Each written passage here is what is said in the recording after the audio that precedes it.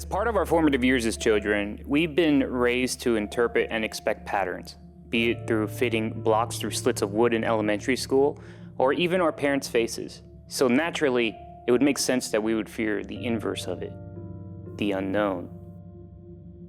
And what a greater representation of the unknown than the very waters that surround us. Hidden deep within Earth's largest graveyard lies ancient secrets hidden to even today's modern sciences. Those depths hold more than the bones of lost wayfarers and sailors alike, be it the iconic anglerfish with its sharp maw or the colossal squids found off the coast of Japan.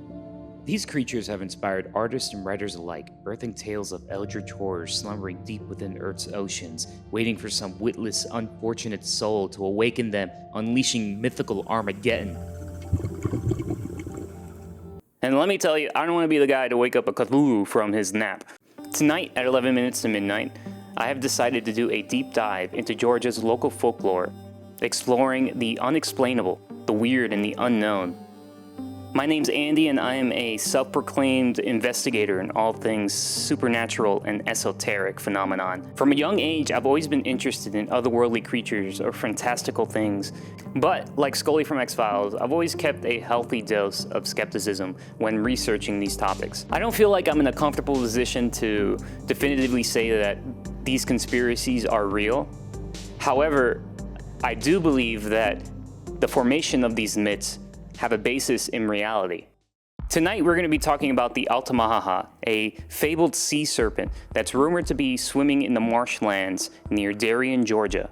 Even till this day, there have been sightings and reports of the monster from local fishermen and just the locals of Darien as well.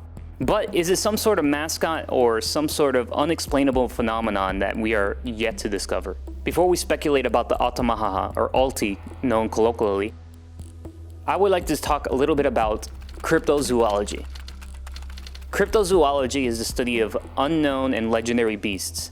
Though the annals of cryptozoology are rife with unsubstantiated claims or amateur filmmakers publicizing their work, the legends themselves are seemingly immortal, being retold from generation to generation for hundreds of years. Father of cryptozoology Bernard Heuvelmans once believed that there was no such thing as unknown animals, that they were merely hidden until discovered through scientific classification. That sightings of such mystical beasts are often that of misunderstanding or fanciful thought. What was once mythical will inevitably become terrestrial. Though myths of UFOs, Sasquatch, and sea serpents still prevail to this day, are they all just some preamble to some unexplainable phenomenon that we have yet to discover? Be it nature, man-made, or otherworldly, we as a people and a society have a thirst for discovery.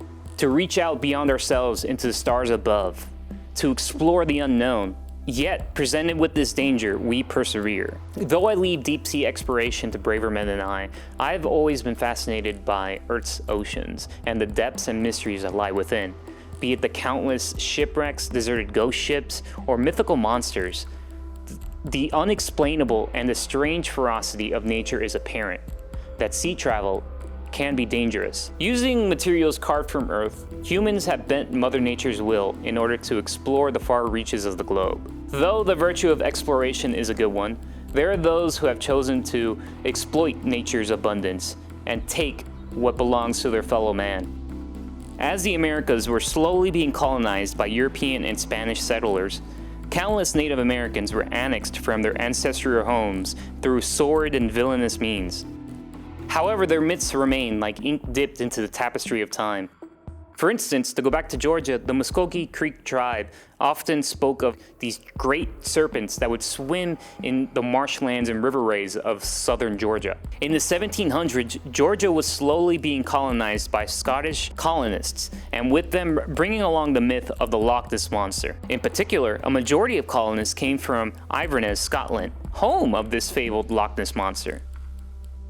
The Loch Ness Monster is rumored to be a large reptilian beast swimming in Loch Ness in the Scottish Highlands. They say it has a large reptilian body with a dorsal fin at each side and a long snake-like head capable of protruding itself from the water as if it were some sort of submarine periscope. Myths like these have birthed the idiom Hic sunt dracones, or here be dragons, which warned early explorers of the perils they may face at the open sea.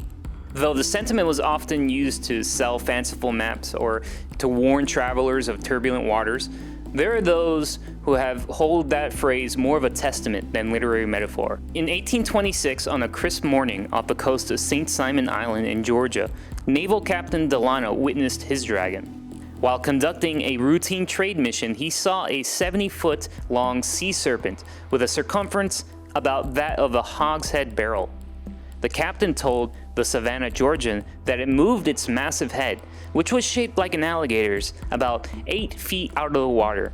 In fact, this was the captain's second viewing of the creature. He only decided to tell the paper after seeing it for a second time because as a captain, he was familiar with all types of whales and sea creatures. This monster stood out to him as being something so foreign. He saw it 4 years prior off the coast of Dubois Bar. Sea serpents at the time weren't off the mental lexicon of the denizens of Darien, Georgia, as local fishermen often would name their vessels the Sea Serpent. And let me tell you, I bet back then the barmaids there loved when some crusty sailor would come up to them and start romanticizing about their sea serpent. It made sense that these two creatures would take on similar characteristics, even in future sightings of the Altamaha. They had no point of reference back then other than the folklore and stories they would tell each other around the campfire. They didn't have the luxury of hundreds of years of foreknowledge to look back and to say what you thought was magic was actually two magnetic rocks rubbing against each other. Often what we once thought was fantasy was actually scientific reality.